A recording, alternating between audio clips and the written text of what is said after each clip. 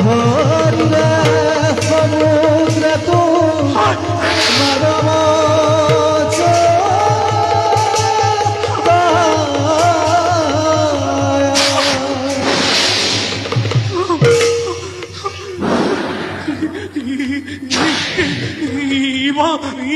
ইমান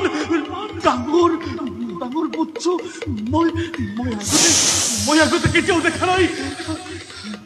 নাই এ মৎস্য হবই নোৱাৰে এয়া নিশ্চয় ব্ৰহ্মা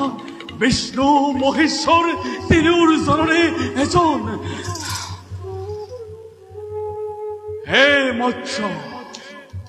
হে মৎস্য ৰাজন কোন তুমি দিয়া তোমাৰ সত্য পৰিচয় তুমি ব্ৰহ্মা বিষ্ণু মহেশ্বৰ তিনিওৰে এজন বুলি মোৰ হয় অনুমান যদি তুমি সেই তিনিওৰে এজন নোহোৱা তেন্তে নিশ্চয় তুমি কোনোবা মায়া কৰা দস্যু অথবা দানৱ যদি সঁচাকৈ তুমি দানৱ তেন্তে আহা মৎস্য মোক ভক্ষণ কৰা সেই মহাজ্ঞানী ৰাজা সত্যব্ৰত তোমাক আমি আকৌ পৰীক্ষা কৰিলো আমি বিষ্ণু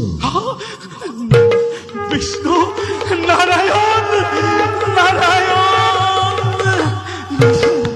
শুনা ৰাজা সত্যব্ৰত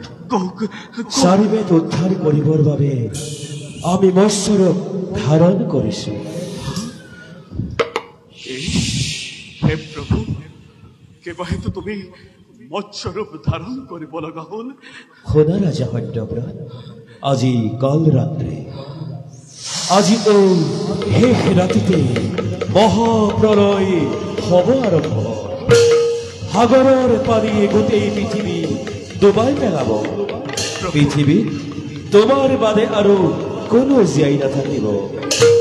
হয়তত্বকে লক্ষ্মীয়ে স্বজন কৰি আমাৰ সৃষ্টি নষ্ট কৰিব বিচাৰিছে সি ইতিমধ্যে চাৰিবেদ হৰণ কৰি লৈ আহিছে মহাপ্ৰলয়ৰ সময়তহি পানীত ডুব মাৰি থাকিব সেয়েহে আমি মৎস্যৰূপ ধাৰণ কৰিবলগীয়া হ'ল হে প্ৰভু এই মহাপ্ৰলয়ৰ সময়ত আমি কিমানদৰে জীয়াই থাকিম প্ৰভু শুনা ৰাজা সত্য কওক প্ৰভু আমি মৎস্যৰূপ ধাৰণ কৰি চাৰিবেদ উদ্ধাৰ কৰিম তাৰ পাছত তোমালোকৰ কাৰণে এখন ডাঙৰ নৌকা পঠিয়াম তাতেই তোমালোক সকলো তৰু তৃণ পক্ষু পক্ষী যি পোৱা পিছৰ কল্পনা স্বজন কৰিবৰ কাৰণে এই নৌকা তুলি ল'বা এই মহাপ্ৰলয়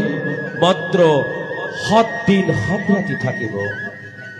আমি দৈত্যক বধ কৰি তোমালোকৰ ওচৰলৈ আমাৰ মূৰৰ ওপৰত এটা শিং দেখিবা তেতিয়াই